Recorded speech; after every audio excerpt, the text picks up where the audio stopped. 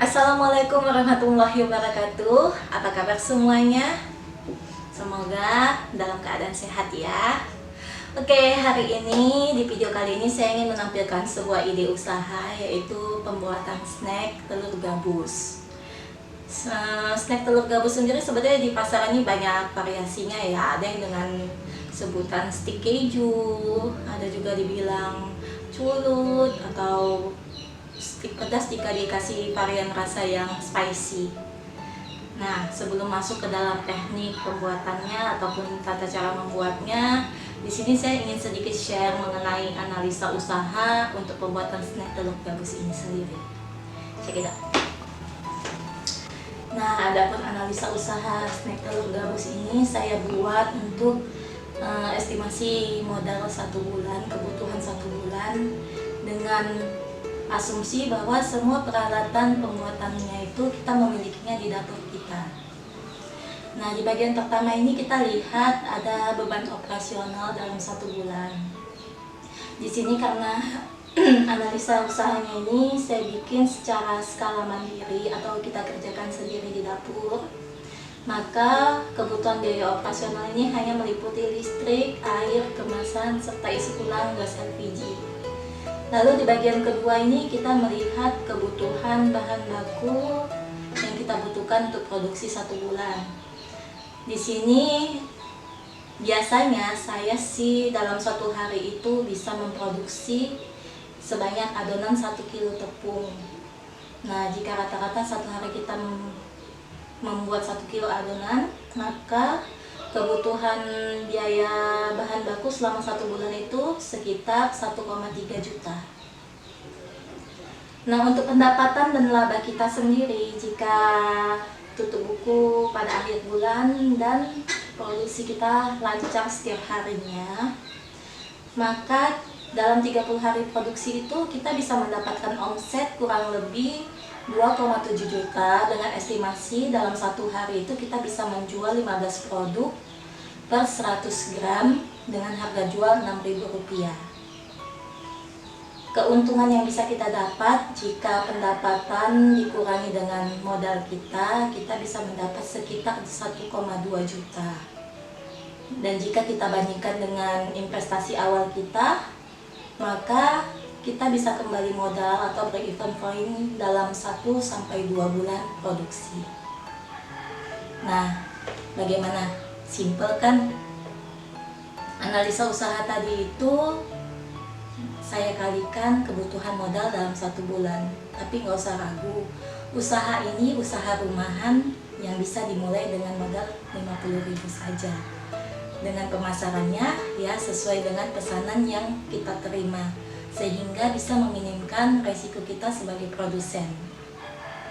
Oke, selanjutnya saya akan menampilkan bagaimana step by step untuk membuat snack telur gabus ini. Ayo tonton videonya.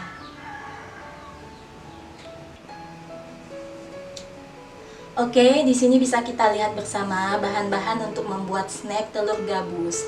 Karena snack ini merupakan snack yang digoreng, maka saya di sini menyediakan 500 ml minyak untuk nantinya dipakai untuk menggoreng.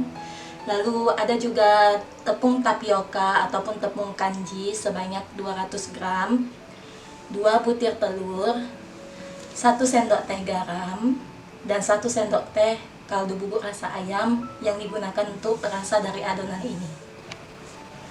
Baiklah, sekarang kita masuki langkah-langkah pembuatannya. Yang pertama, saya akan memasukkan telur. Kita pakai 2 butir telur tadi. Dan garam serta kaldu bubuknya saya campurkan juga.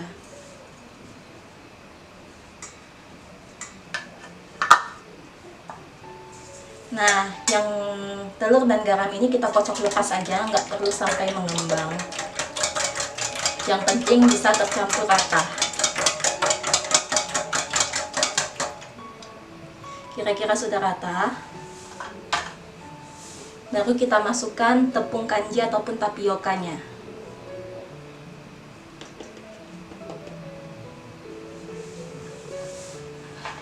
Di sini saya akan mengadon menggunakan tangan, tapi saya sudah mencuci tangan terlebih dahulu.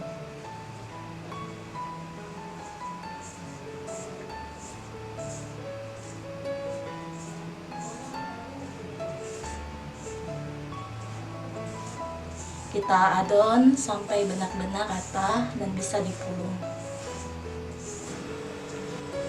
Nah, kira-kira begini penampakan adonan yang sudah tercampur rata antara tepung dengan telurnya tadi. Memang sedikit mawur, tapi jangan takut, adonan ini masih bisa kita bentuk. Kita bisa tes dengan meletakkannya sedikit di tangan, lalu kita pilih-pilih memanjang. Nah, sekarang kita akan memasuki cara mencetaknya. Kita ambil wajan, lalu kita tuangkan minyaknya. Jadi sebelum digoreng, kue ini memang dicetak dalam keadaan minyak yang dingin.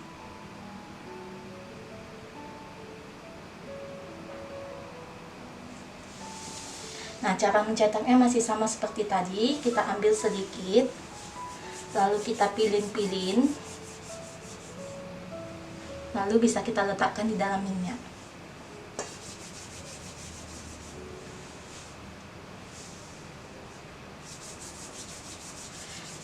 Nanti pada saat digoreng, adonan ini akan mengembang. Jadi sebaiknya kita pilin-pilin, jangan terlalu besar atau tipis-tipis saja. Oke, nah di sini adonan yang saya pilih sudah hampir memenuhi wajan. Jadi saya berencana untuk menggoreng tahap 1 dulu. Ini adonan yang sudah saya pilih. Masih bisa dilihat di sini terdapat setengah adonan lagi yang masih bersisa. Nanti saya akan goreng di sesi berikutnya. Nah, untuk menjaga kelembapan adonan, kita bisa menutup adonan ini menggunakan serbet.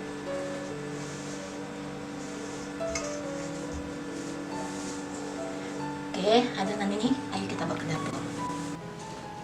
Nah, tips untuk menggorengnya adalah kita menggunakan api kompor yang kecil saja. Oke, lalu adonan ini jangan kita aduk-aduk dulu sampai semuanya naik dan mengembang. Nah, ini dia sudah mulai panas minyaknya, jadi dia sudah mulai mengembang, naik semua. Bisa kita aduk-aduk perlahan, tapi tidak boleh ditinggal. Kita masak, kita aduk terus hingga adonan tadi menguning dan benar-benar garing. Nah, ini sudah hampir menguning kue yang kita goreng ini. Nanti kalau misalnya sudah selesai, kita angkat, kita tiriskan. Minyaknya kita diamkan dulu sampai benar-benar dingin. Baru kita lanjutkan mencetak atau memilih sisa adonan yang masih bersisa tadi. Untuk step selanjutnya akan digoreng seperti ini juga, hingga benar-benar matang. Nah, kira-kira begini warna kue yang sudah matang. Kita bisa berasa ringan kalau mengaduknya. Nah, kue ini sudah bisa kita angkat.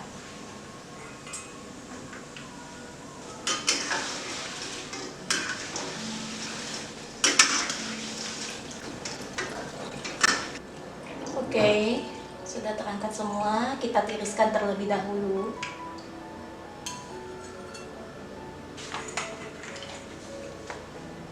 Dan matikan kompor. Ya, inilah hasil dari snack yang sudah selesai kita goreng tadi. Mari kita lihat jadinya seberapa banyak.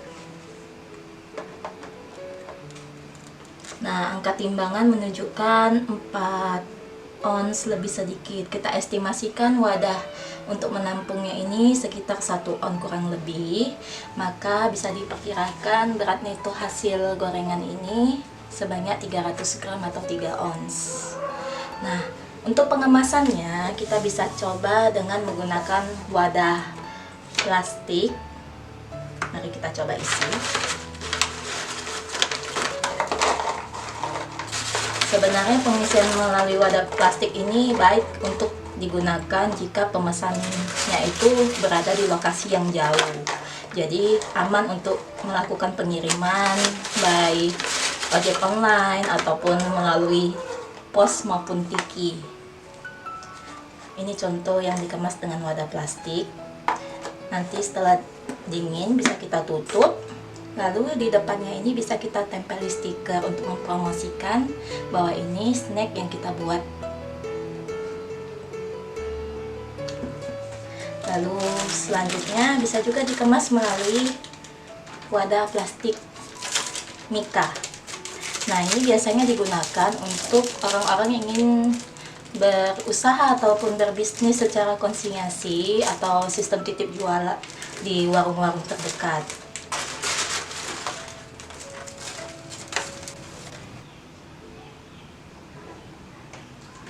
Nah, bagaimana tadi videonya? Gampang dan mudah kan untuk diikuti?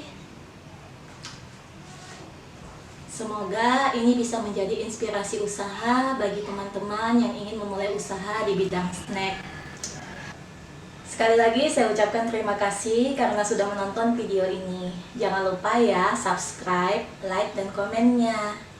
Akhir kata, wassalamualaikum warahmatullahi wabarakatuh. Sampai jumpa di video saya selanjutnya.